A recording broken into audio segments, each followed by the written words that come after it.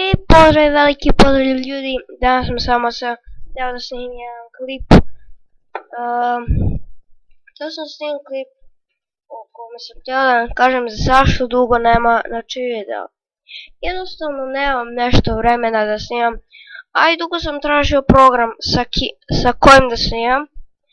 A i slušalice su mi crkli, tako da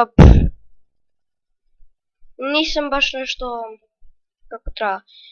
Ali ljudi, to je jedini razlog zašto nema videa u skorije vreme. Ali počet ću aktivnije da snimam, što znači bit će više videa.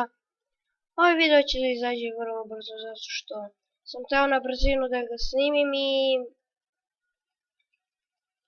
ne znam više šta da kažem, mislim, nije kao da imam nešto više da kažem, nego samo to. I da, htio sam da počnem da snimam samp, ali brzo me da ga skidam, pa očigledno neću. Snimat ću druge igrice kao što su Outlast, koju trebam prvo opet da pređem pa ću onda da snimam. Pošto eto, stigao sam daleko pa ću pređem. Ne zadnjim delu sam, tako da nema veze.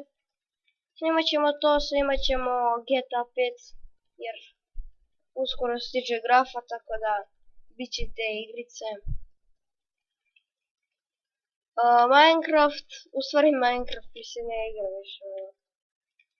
Otkad smo ja i moji prijatelji saznali da nam to zauzima previše mjesta, ja više neću da igram. Mislim, ni moj drug neće, tako da nećemo zajedno to snimati, neće biti zabavno. Mislim, u klipu nekad